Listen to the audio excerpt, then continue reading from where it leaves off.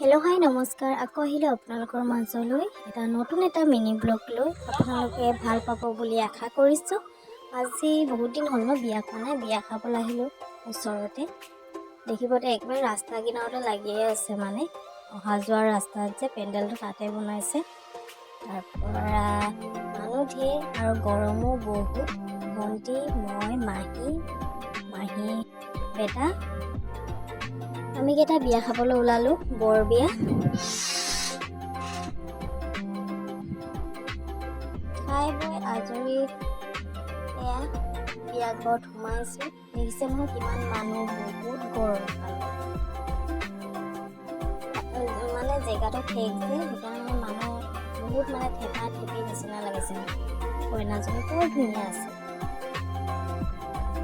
এয়া দেখিছেনে মানুহ কিমান ভিৰ। আমি যিহেতু দেৰিকৈ গৈছোঁ, 3টামান বজাত গৈছোঁ, আৰু সেইটো টাইমত আহে ন বৰ বিয়া খাবলৈ। সেয়া আমি অলপ বহি লৈছোঁ ফেনৰ তলতে। তাৰপৰা কফি দিলে, পকৰা দিলে, খালোঁ।